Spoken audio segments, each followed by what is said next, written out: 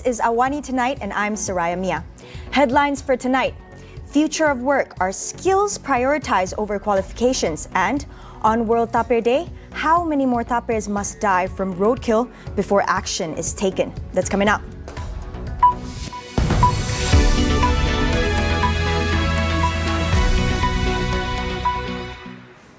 National COVID-19 Immunization Program Coordinating Minister Khairi Jamaluddin will discuss with Health Minister Datuk Seri Dr. Adam Baba on the use of the AstraZeneca vaccine.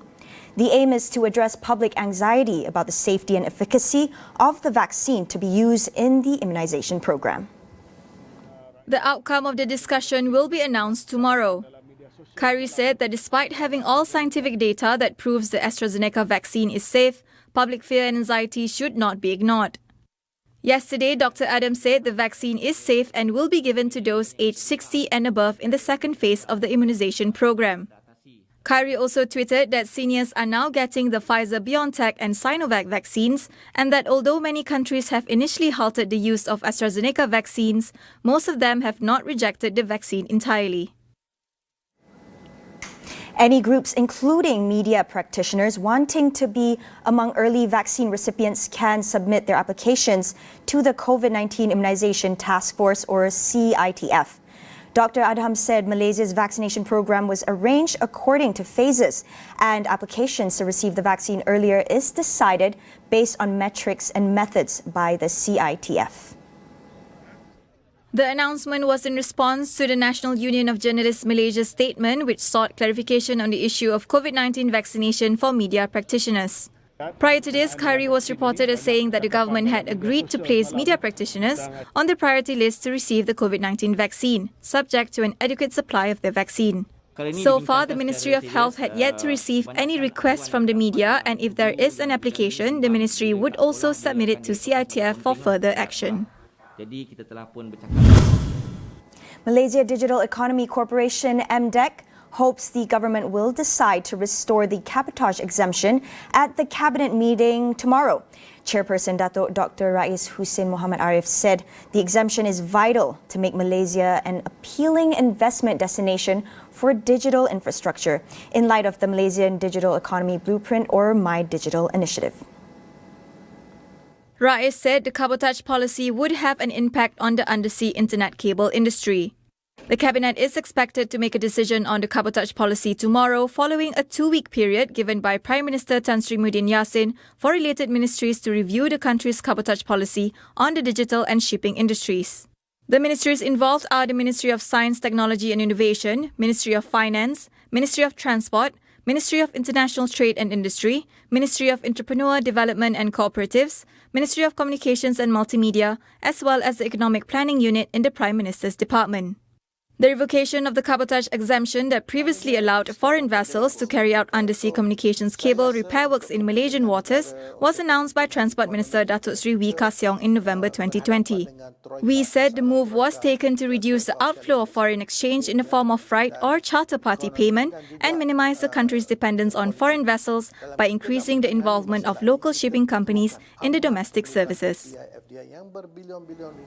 A recent report titled The Future of Talent by LinkedIn found that skills will pave the way for economic recovery and growth and will eventually become the new currency for workers in the future. More companies in Malaysia are expected to hire candidates with skills over qualifications like education or experience. What can Malaysians take from this report?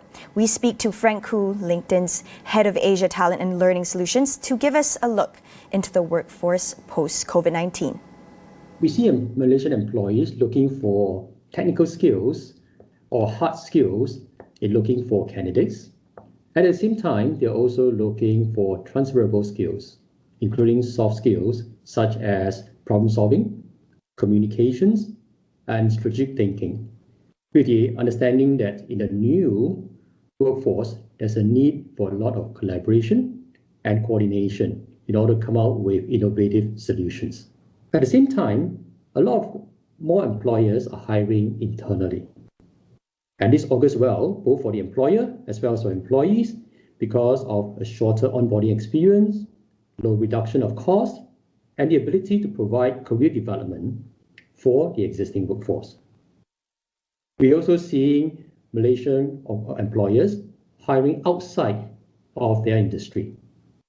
And this is with the intention of bringing in more diverse talent so as to create new solutions in the new economy and solve new problems that they expect to come up.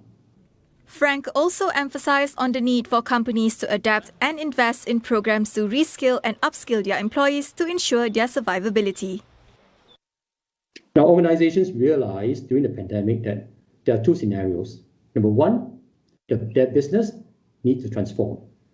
And secondly, the shelf life of every skill is getting shorter and shorter. And therefore, there's a need for them to continue to upskill and reskill their workforce, for the workforce to be relevant on an ongoing basis, and for the company to have better and more effective transformation strategies. And the good news is that we are seeing more than half of Malaysian employers focusing on learning and development for their employees. And a lot of them are moving the development to online as well as to e-learning.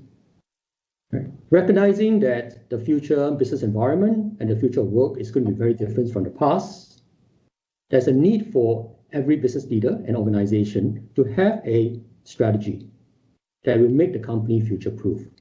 And within this strategy is a talent and skills strategy. Now, at the same time, employers will need to have an engaging learning and development program to continue to upskill the employees, ensure that they have a growth mindset and a lifelong learning capabilities so that they can continue to be relevant and contribute to the organization as the company evolves. We'll take a short break. Stay with us.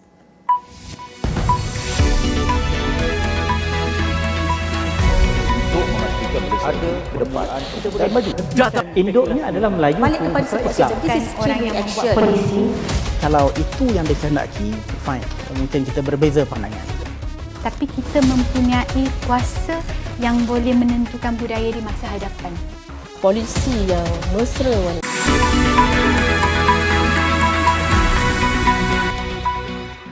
Welcome back. A total of 92 Malayan Tapirs were reportedly killed across Peninsular Malaysia due to road accidents in the span of 5 years. Habitat loss from deforestation and development that cause the animal to wander for shelter threatens the survival of the species unique to Malaysia. What can be done to address this problem? Senior Advisor of the Malaysian Nature Society, Tan Sri Dr. Saleh Muhammad Noor explains. Unfortunately, animals cannot read. So, they don't know when to cross, when not to cross. So the responsibility is on the road user. The responsibility is on us. We as Malaysians must be responsible and recognize our role in protecting our wildlife. If there is a sign, when I seek the relevant department not to put the sign just where it is, so that once you pass by, it's too late for you to slow down. You must put the signs, kawasan melintas daripada sini sehingga 20 km ke depan, or 20 kilometers or whatever, so that people know that within this stretch of 20 kilometers, there are animals crossing, so that people are aware. Saleh added that aside from adequate funding from the government for intensive research programs on tapirs, proper education and awareness for the general public should also be prioritized. There is a solution. There can be a solution, but it must be a concerted solution from A to Z, not single. For example, as I said, you put a sign, animals crossing. By the time you see the sign, you're past. You must put a zone. Next 5 kilometers, next 10 kilometers, slow down and enforce that by law. Policemen should check there that if people are speeding, say, reduce the speed limit to 50 kilometers. I don't suggest road bumps on the highway, but and people must, and the authorities must enforce the speed limits. Yes. And then use technology, use radar. I mean, technology is there. Install radars all over so that people can see who's speeding. In the middle of the night, you can get them. And then in terms of technology as well, use tracking system to track where the animals are. Malayan tapirs are deemed endangered in the International Union for Conservation of Nature and is under the Red List of Threatened Species and Mammals for Peninsula Malaysia 2017. On the international front, the first emergency medical supplies trickled into COVID-19-stricken India today. This is a part of a global campaign to staunch a catastrophic wave in the latest pandemic hotspot, with the U.S. also pledging to export millions of AstraZeneca vaccines. The country's overwhelmed healthcare infrastructure caused overrun hospitals to turn away patients due to shortage of beds and oxygen supplies, while a surge of infections pushed the death toll towards 200,000. A shipment of medical supplies from Britain, including 100 ventilators and 95 oxygen concentrators, arrived in Delhi early on Tuesday, making it the first shipment to arrive the country. France is also sending oxygen generators that can provide year-long oxygen for 250 beds. India reported over 323,000 new COVID cases today, a 10% drop from the day before. However, experts warn that this may be due to a function of fall in testing, then a sign the new wave is abating. Meanwhile, Australia has suspended direct flights from India to prevent more virulent COVID-19 variants from entering the country. This after the world's second most populous nation reported a surge in virus cases. Prime Minister Scott Morrison said the suspension of direct passenger flights between the two countries will remain until May 15th.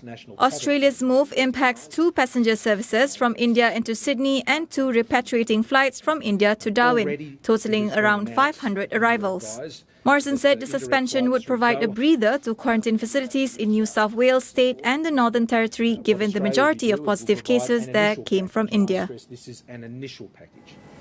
Fighting erupted in eastern Myanmar near the Thai border earlier today as ethnic Karen guerrillas captured a Myanmar army base. The group took the base and burnt it down just after dawn, with casualties still unknown. Video shot from Thailand's side of the border showed flames rising on the banks of the Salween River and the sound of heavy gunfire. Fighting between the Karen National Liberation Army and the Myanmar Army has increased since last year, but grown intensity following the February 1st coup. The Karen are one of the many ethnic groups in Myanmar who have been fighting for greater autonomy from central government. Will Kampung Muhibah Raya Tawau become synonymous with heavy-handed impositions of EMCOs on marginalized communities? Tonight on Consider This, we ask our panelists about what went wrong and what needs fixing. That is all we have for you on AWANI tonight. Get the latest news updates on COVID-19 and COVID-19 vaccines from astroawani.com and Astro AWANI app. I'm Soraya Mia. We'll see you again.